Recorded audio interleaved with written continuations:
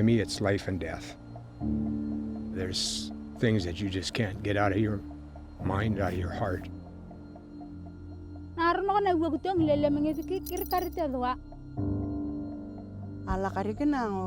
Ala karikinango kipunuku anike pudutu epuruori angaku.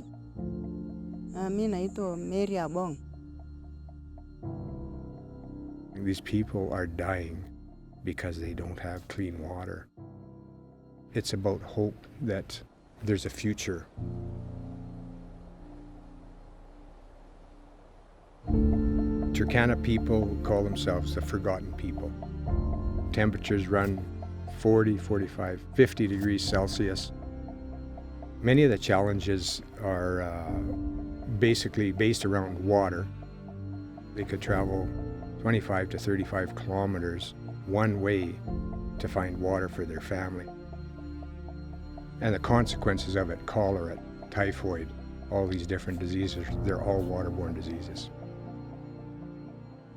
The moment I knew that we were supposed to figure out how to drill water wells, I took a walk down to a dried up riverbed and I saw a little baby sitting in this dried up riverbed, and she was crying. And as I approached the baby, I get up to this well, and about 15 feet down I see her sister, who's 7 or 8 years old, scooping muddy water into a rusty tin can to bring it up to her little sister.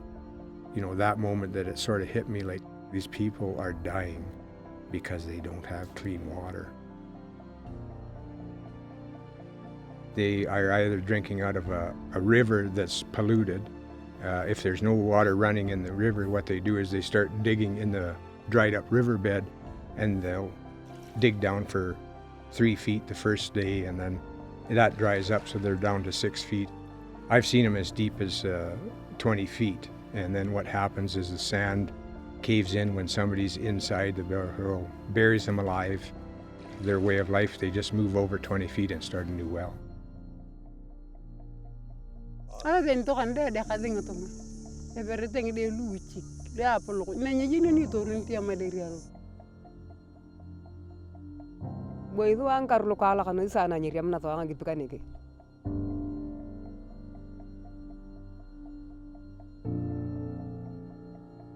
How can we just turn a blind eye to, these women, children that are dying because they don't have that opportunity to have just clean drinking water? I thought, we're able to do something about it, so I just had to try.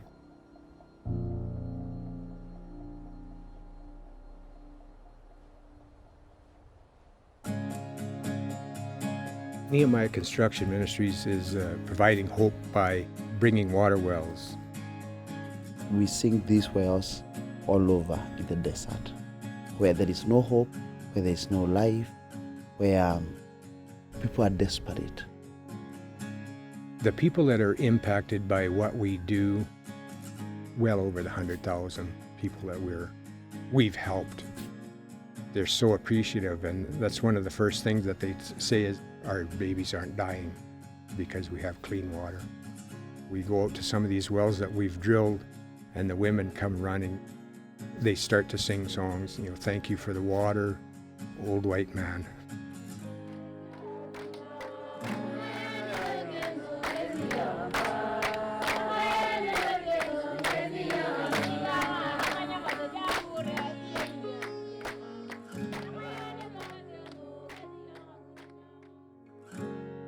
Ngaraka kujikicita ni ngatai kecana kwa petukana. Ngaragnete doa maisha kwa zani be na bu aku rakraka doa kata doa na kopakana. Kelakara doa tamar patunga gitu na ngaraka doa berdang tini ngarne luka tuluku ama zen kalna.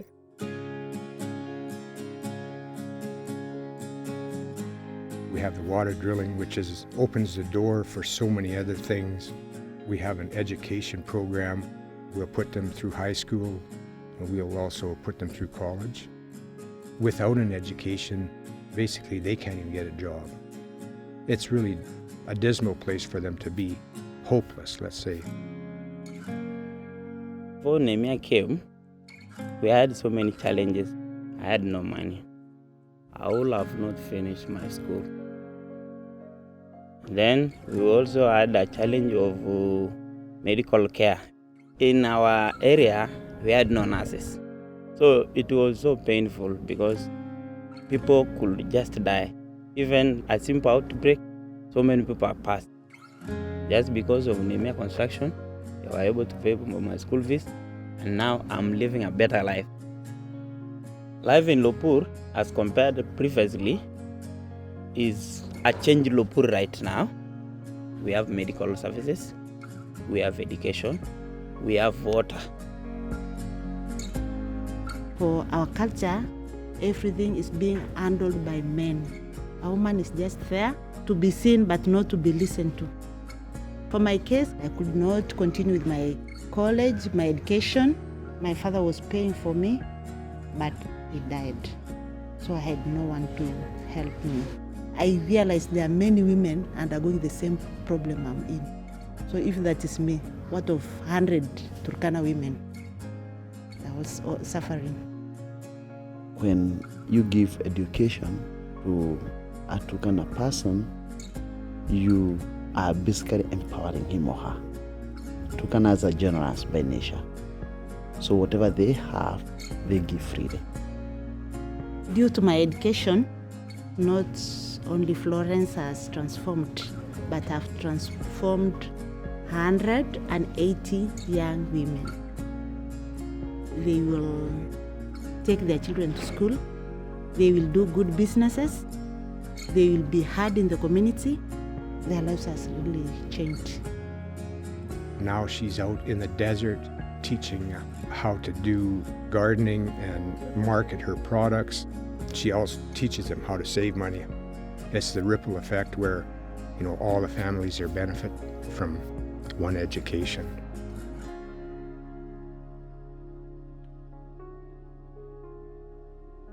And through it all, we share Christ.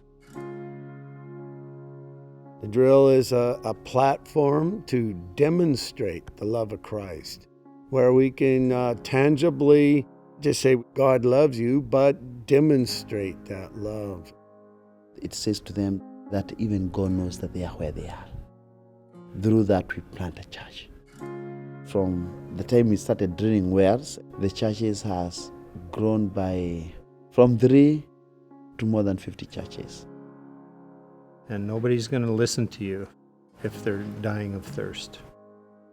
But if you give them water, they'll have a few minutes to listen to what you have to say. And that could change their life for eternity. It is a battle. I've had times when I just want to quit. I look back and I see where we've come from. And I have to say that I wouldn't change it. Lakar ka na nga kara kagipikan lo kanyakon. Atala karo itu aji kaya aja kupurna ku. Mi naitwa Mary Abong.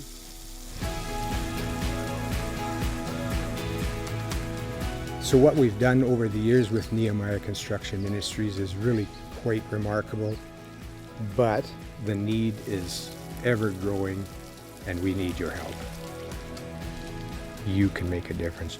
You can save lives. You can educate children. You can be a world changer in this desert they call Turkana.